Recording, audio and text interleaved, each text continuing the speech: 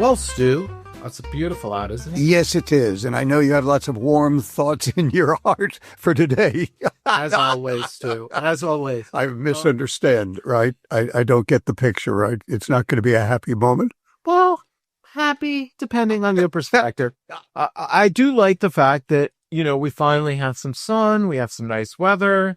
I no longer feel like I'm in the midst of gloom and doom. Yeah. And I've been trying to avoid reading about Donald Trump and his stupidity, but it's hard not to. It's all over everywhere.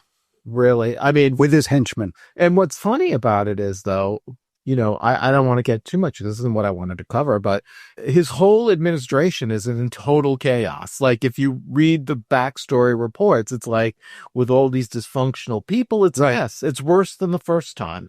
Yes, because there are no obstacles in his path from within the administration, and he's got a very much more aggressive approach toward making this presidency supreme. Right, like executive order. The executive order president, because he can't enact legislation, you want a lasting legacy. That's how it's done. But that all said, I have a housekeeping update, and I have some very sad news for people for next week, because I will be away. I will be out of the country in an undisclosed location.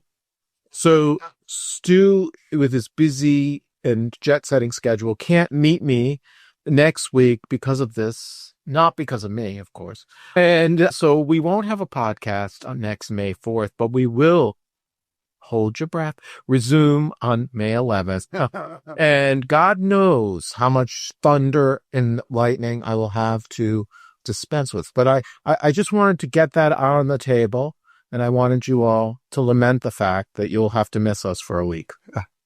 Is that okay with you, Stu? I think it's okay with them. I'm not sure about us. By the way, on Stu, he's wearing a T-shirt, which I just noticed, and it's got like a little sun, and it says "a little better." This is the kind of shit that he walks around. No. So what do you think this is for? This is for a gasoline seller. It's mobile or something like that. Get the hell out of here. A buddy of mine had the T-shirt, and I always used to say to him, David, you don't use these things. I love some of the T-shirts you have. So this is a gift. And where I was going to make fun of you for being optimistic, and there you are, pimping fossil fuels. That's right. But I love the T-shirts. A little better. It's going to get a little better, everyone. Just But speaking of better, I've requested from our listeners, our legions of followers, to leave comments for us, but no one's really taken the bait.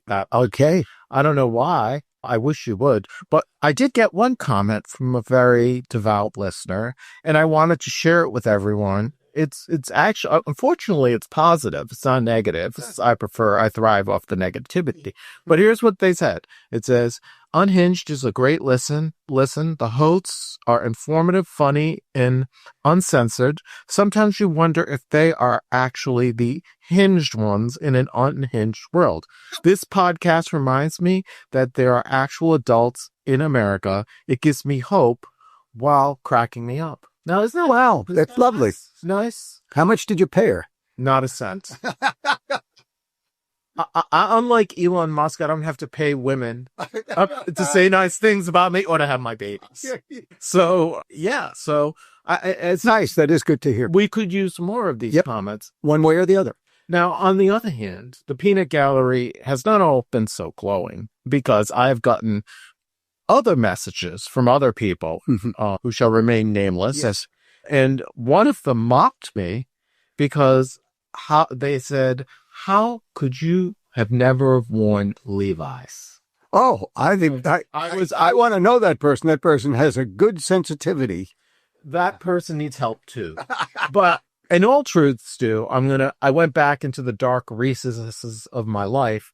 And when I was in high school at one of the worst schools, besides Avenue's the worst school, that was called the Moses Brown School. Can you imagine me at a Quaker school in Rhode Island with a bunch of white people? It was horrible, Stu. No, I can't imagine it. But when I went there, to spite my mother, who wanted me to be some prep school person, I used to wear these Levi jeans, and they were torn apart. They were faded. They were allowed at the school? They did, because they eliminated the dress code. Because in the late, I don't want to say when this was, but it was the late 70s. Yeah. They had a dress code where you wear like a shirt and tie, but they got rid of it because they had this progressive headmaster, so people could wear what they wanted. And it also went co-ed too. But when I was there, the first year I was there was all boys, then it went co-ed. But anyway, so I did wear them once, but mostly out of spite. But since that time, I have come to my senses, and I do not wear garbage bag clothes. I wear the finest Italian designers because I am an Italian, and the clothes that you get from Italy are far superior than what you can get from some sweatshop in San Francisco being put together by migrant workers who are exploited by rich people. Well, actually, some of the jeans that I have, well, they come from Goodwill, some of them, but more lately from what do you call it, up in Maine. But those aren't even made. Yeah, but they don't even get made in Maine anymore. So where are they made? China? It's Thailand, or it's one of those, Vietnam or the like. So you shop at LLB? I do now, once in a while, for jeans. I think that's really it.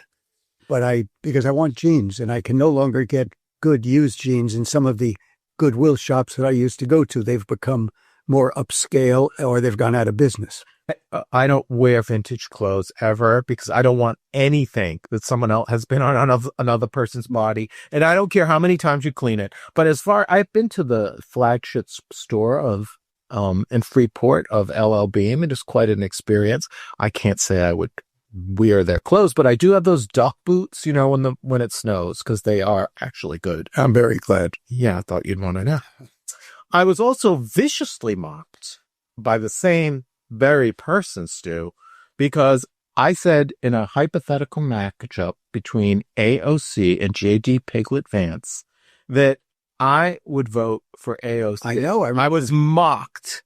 Now, I won't deny I was probably overstating and it was hyperbole, but I don't see myself ever voting for someone of such low integrity, someone who is willing to dispense with all values to become a poodle to Donald Trump, who destroyed Ohio State University's football trouble with his butterball hands. I remember you saying that, and I remember the reason you said it was because they reached such a low grade of integrity that you couldn't bear the thought of going for him under those circumstances. Absolutely. I understand that conflict. And let's face it, I don't agree with mostly everything that AOC has. I agree. I'd not just despise her. Well, let's talk about her. She is sustaining her brand.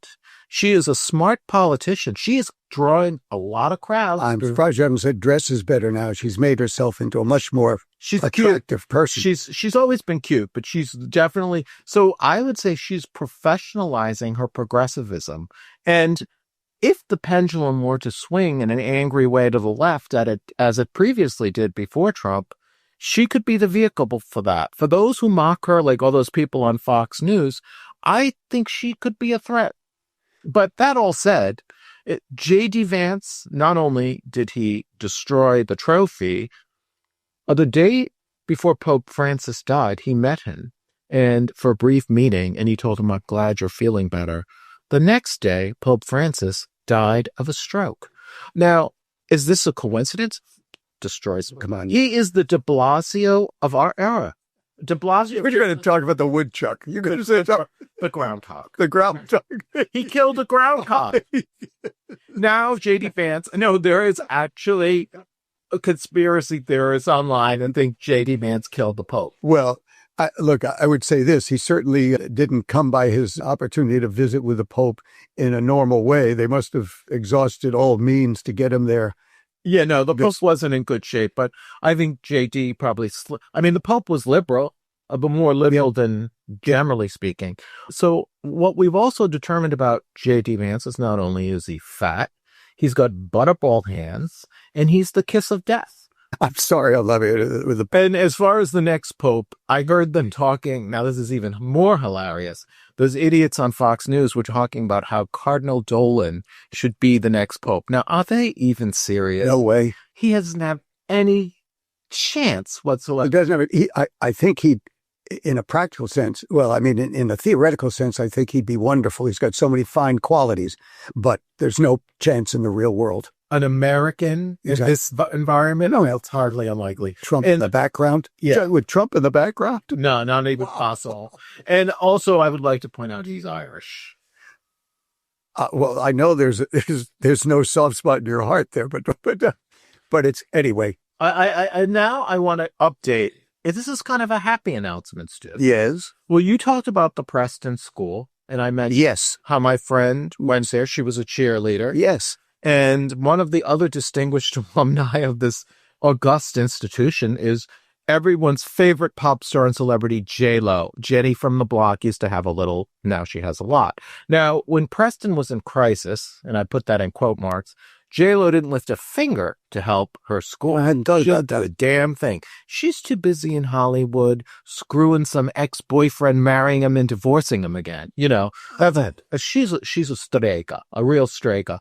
And she's claimed she's from the Bronx and she's hip, but she doesn't go back to her neighborhood and try to help. She's no Cardi B, I can tell you that, because Cardi B has gone back and helped. Well, it was announced that the Preston School has announced a deal with the Bally's Foundation.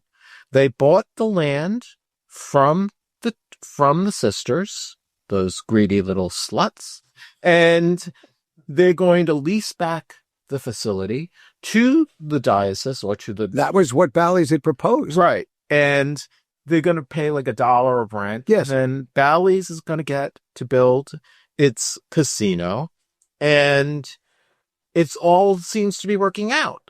So far, I'm not hearing, there might be details that are different, but I'm not hearing anything different from what I had said the last time that Bally's had proposed and that sisters rejected and said, we're closing, period. That's because those little sluts wanted more money. But guess who stepped in to bring about this deal, Stu? Yes, the leftist lunatic, Letitia James. Why do you think she did?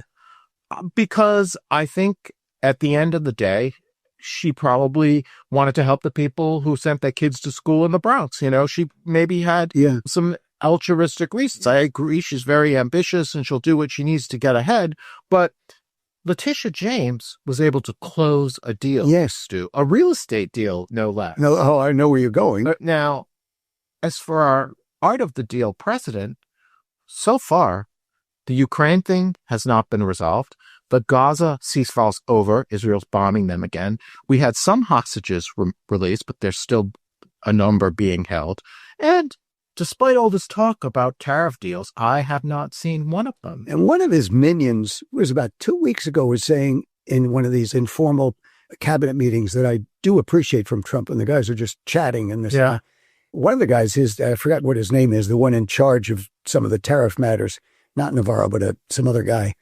At any rate, he said, "Oh, we're gonna have a whole bunch of these, and we're gonna have them within the next week and a half." Bullshit. That was a while ago, right? They've been saying that the Ukraine situation was going to be resolved on day one, and now they talked about walking away from it altogether. And so that's enough. Now, another ironic twist to the story, Stu. We got time.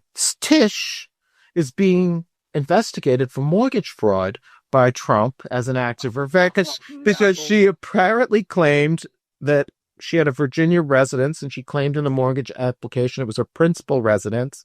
And on another, she claimed that her father was she was the wife of her father and to get the property.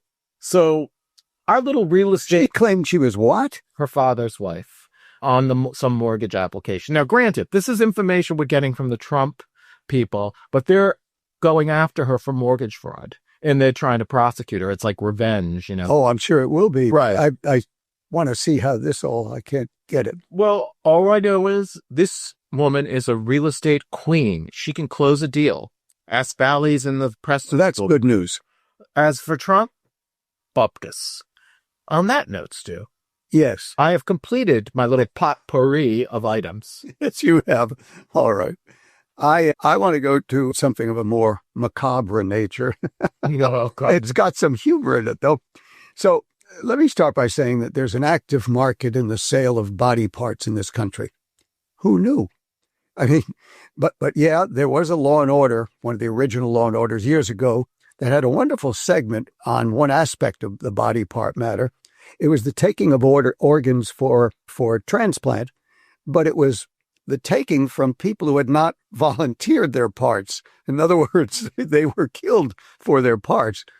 Okay, we're not talking about that now, but I think that's just a nice little bit of the past as background. But now, there's a new case, and it was just decided, and here are the facts. Harvard has a world-class med school, no question. The med school needs dead bodies for research, right? Now, when under Harvard's anatomical gift program, the desired research has been completed, the remains are supposed to be cremated, and how Harvard has a morgue for such purposes. Turns out, though, the morgue manager, one Sedgwick Lodge. Sedgwick Lodge, Lodge. He has turned the morgue, it's past tense.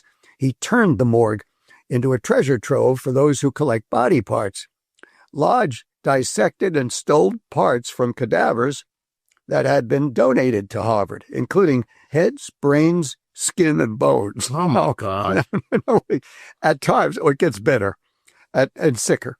At times, Lodge let buyers into the morgue to pick out which So this was body. So unlike the Goodwill where you buy your clothes, by the way, I kept my mouth shut about that, as they call it. So he turned Harvard's morgue into a Goodwill of body parts. Yeah, I think that's fair to say. Now, okay, so he did that. Now, at times, Lodge let him in to let some of these buyers in to pick out which body parts they wanted. And then out the back door went the body parts. They were taken to Cedric's home in New Hampshire, where Cedric's wife, the fair Denise, assisted in shipping the stolen parts to collectors in several states. It makes me wonder, by the way, what the decor was in their home. Now, one customer was in Arkansas, and that just strikes me as funny as well. It's a state which is very high in obesity, about the highest in the country, low in education, about the lowest level of education, but into body parts. But apparently. And then there's a Pennsylvania buyer, one Joshua Taylor, who sent he sent $1,000 and a memo to the fair Denise, the wife, and it read, quote, head number 7, unquote. So is this an anniversary gift? No, he was, I suspect, you may have a different reading, that he had been there or seen a catalog of possible heads and he chose head number 7. Oh my goodness. That's the way I read it. It reminded me of client number 9 or something. I remember him. But okay, so that's that. Now, the loving couple just agreed to plead guilty. Here's a legal kind of thing going on. The loving couple just agreed to plead guilty in a Pennsylvania court. And it was for interstate transportation of stolen goods. And you'd say, what? Treating the body parts as good? Well, didn't they have something else? And the answer is no. There are no federal laws governing the sale of body parts. It's legal in 42 states as well, as of a few days ago. So you could expect that perhaps, like in my case, my beautiful head would be sitting on someone's mantle at some point in a jar of formaldehyde. Well, you have to hope that you're dealing with, that Cedric isn't out and still working in another job at the place at Harvard or wherever you give it. You can't need a Cedric in the morgue in charge of this. Now, there's blood in the water, and this is just a little legal consequence. Harvard's water. Because Harvard can look forward to fighting a lot of plaintiffs now who are going to claim being psychologically scarred by the abuse of dearly missed relatives and some others about whom they didn't give a damn. Harvard's in the Massachusetts Supreme Court, state Supreme Court right now is such a case. And one final note. For those of you who are a bit intrigued by the possibilities here, not just, upset over what I've been talking about, but want a look of their own, perhaps peek at possibilities, there is one in the immediate New York City area. A morgue? No. A place for the sale of body parts. Where? And, I think I got my first gun straight. Well, it's a place called Jons Bones. Now, it's either John's or Jones, but I'd call it John's Bones, and it's in Brooklyn. And if you look it up Google them, they look like a very substantial operation. It looks like it's got a much more aesthetic and artistic style to the whole sale process. You'll see what I mean when you... Is Sedgwick now an executive there? No, Cedric is going to be heading for the slammer, no question. He's just agreed to plead guilty. He's going away. But when you go to Jones Bones, if you do, you can tell them what you're looking for. But as a final wish and suggestion, I don't think you should let them pick your brains. This is the kind of stuff you think about, sir. I mean, I think it's absurd. Have you been to the Mutter Museum in Philadelphia? Don't know what it is. It's a museum of body parts, basically. And it's been, I know there was some woke stuff about it because it shows like different distortions, Siamese twins and all this stuff. I've been there, of course, myself. Yes. And it's fascinating. It's very dark and twisted. But I have been there. Well, then you could tell me about your next visit to Jones Bones. I think you're going to get there. Well, hopefully alive. But I don't care to be sold as a body part. I, like the Pope, think I want a state funeral in the Vatican, no less.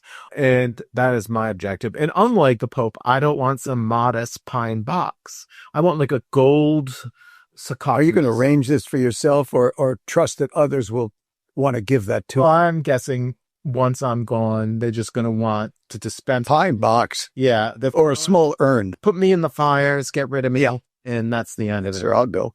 But, okay. Oh no, Stu, we're going to have a parade in your honor. But we've been talking about death. Yes. But now it's time to talk about the beauty of life, Stu. And when I say that, it's the birth of children. Now, here in the United States of America, we are experiencing a very low birth rate. And it's becoming a problem. Matter of fact, many people suspect the reason that our prior president, senile as he was letting all these migrants into the country is because they have children at a much more clip. And he was trying to make sure that the birth rate in America increases. Now, one of the reasons it has decreased is because of financial issues. People are having children later in life. There's a number of reasons, and it's a problem that population is aging. I mean, a lot of it is just pure economics. I mean, ever since the financial crisis and COVID and the like, people do not... More conservative, and some don't even want to bring kids into that world. Right. This is not... But now, our president, our fair president, who's such a family man with all his fornications and divorces, he is now proposing a baby bonus to pay women, U.S. citizens, $5,000 for a birth to the mother if she is to have a child. Now, I find it rather ironic that this conservative president is now trying to sound like this is something I would expect out of Elizabeth Warren to do. Give away money we don't have to create welfare queens. We will have people and then if someone's just having a baby for $5,000, what's going to happen to the baby after the person gets the money? What dumpster is the baby going to end up in? Because it's the most ridiculous thing I've ever heard. And a Republican Party should not be proposing payments like this.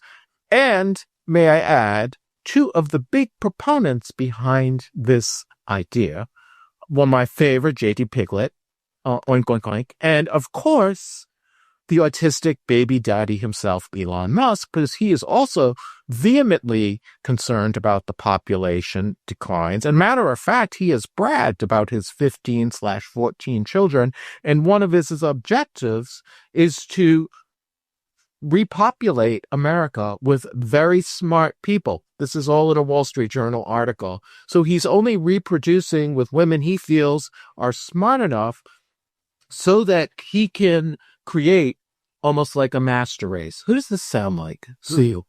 But the payment for having to have a child with Elon Musk, who's uninvolved with these kids, he's a terrible father. He pays them $15 million and he starts paid $15 million. He pays them $15 million if they have his baby, and then he has them sign non-disclosure agreements. so that he can start this whole master race of children. And what's also interesting, though, he thinks he's creating a master race, but we already know he's autistic. We also know as men age, their sperm becomes less fertile. And when you're over 50, more likely to potentially, I mean, this hasn't all been proven. I'm not a scientist, unlike the Trumpsters. And when you're over 50, there's more of a risk of autism, birth defects. So if he thinks he's creating a master race with his potentially defective sperm, I don't know if that's really true. But he's leaving now, going back to his company. Heard Tesla, 71% of earnings drop, and he's going back to his gadget companies. He promised $2 trillion in spending cuts from Doge. Mm-hmm. I know I didn't want to talk about him, but this is so outrageous I can't get over it. All he came up with was $150 billion, and now he's leaving, claiming he has to save his companies because all the fraudsters that he has exposed are trying to destroy him. That's essentially what he said in his earnings call when he had to deal with it. Now, I think paying women $5,000, $15 million, or whatever to have a baby is just sick. By the way, if I was a woman, I think I would take the 15. How do you feel about this conservative welfare, kind of Nazi Dr. Mengele-esque program? How do you feel? I'm not a fan. As I hear it, and I certainly don't. It's just at another practical level. We can't be giving away any more money for just about any new purposes when we're in a dangerous financial situation as a $1 trillion deficit, and it grows all the time. And there are all these unintended consequences, some of which you've touched on and others of which I've not yet thought of, but would be out there, and there'd be scams going on. Exactly. So, there'd be fraudsters, all right. But on that note, Stu, I will finalize. I didn't mention anything about Hegseth, but we're going to end with your story. But I do want to mention that he is restoring a warrior culture to the Pentagon, Stu. Apparently, he's added a makeup room for him when he does his public appearances in the Pentagon so that he looks good, And that's sick. And is he portraying it? Is he calling it? What is he calling it? Well, I don't think it was really intended to be publicized. That he's basically, putting on makeup like a drag queen while he's claiming he's going to. Do you think he's going to be caught in some female garb at some point? That would be funny, but I don't think so. I don't think so. I think it's just that, he's on Fox News. He had his makeup done every day. He wants to look pretty for the cameras. That's all he's got going for him because he's a disaster. But on that note, Stu, it's good to know that we are allowing our military troops to have rouge. Freshen up a bit. Yes. After this, Stu, we can powder up too. I can just imagine that's right up your alley. All right. Look, I've got one that I'm going to, change tunes now. And so I have a buddy, Mike, and he's been suffering from cancer that's spread.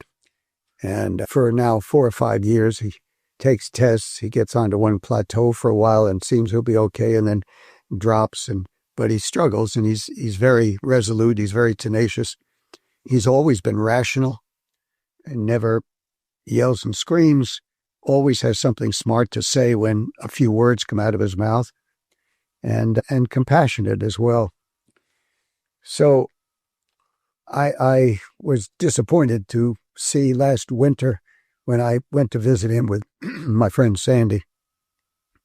And I said to Sandy later, I thought Mikey looked weaker. I thought his color was pale, and I didn't like what seemed to be a little loss of weight. And so about a week ago or so, a few of us got an email an email from Mike, just a few guys and one lady. And I suspect that was the totality of the number to whom he sent such a message, the message I'll describe now. I'll read now. But he's a loner. He really is in his own way. So he sends this note. Sports fans, I went into hospice care a couple of days ago. Both the oncology doctor and the palliative care doctor agreed that the 2 chemo drugs that I've been taking for the last 8 months or so have not worked and will not work in the future.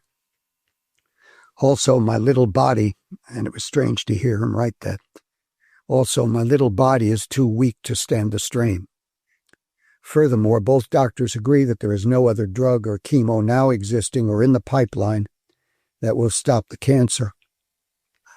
So with no present or future possibilities, it's time to pull the plug.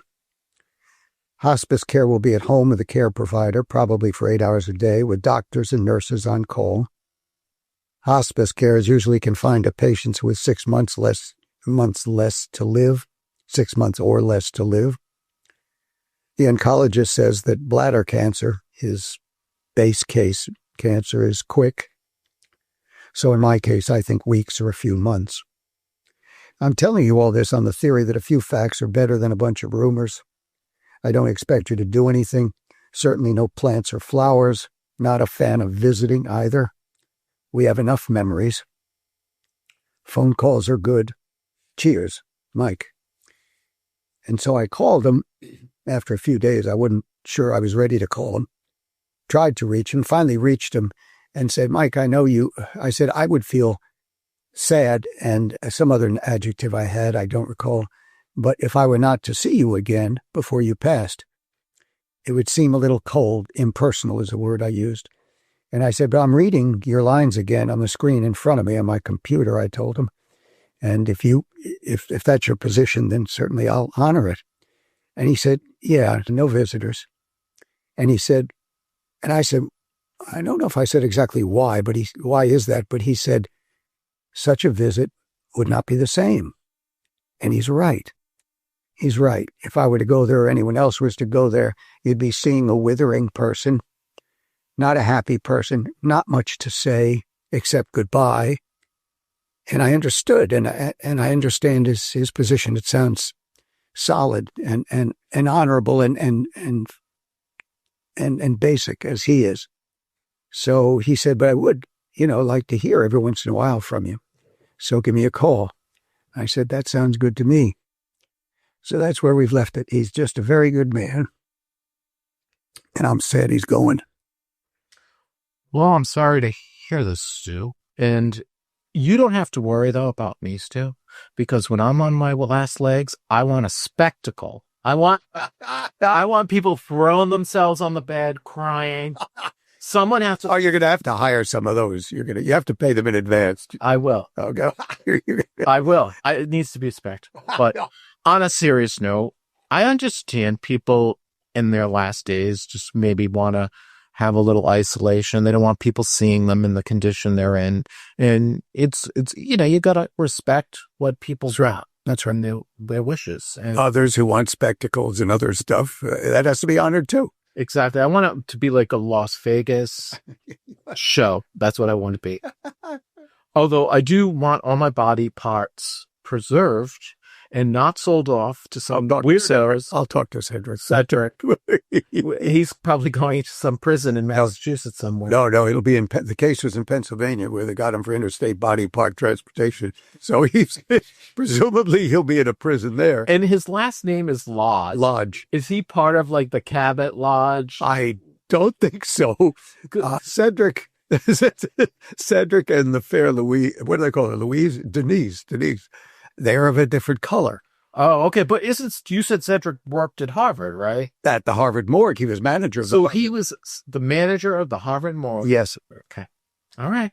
Well, he could still be a relative or descendant of the Lodges. Oh, a Jeffersonian kind of thing. Yeah, exactly. Well, I'm not going to start that rumor here. I'm not going to I wouldn't either because, those white people, they don't like to have their indiscretions exposed.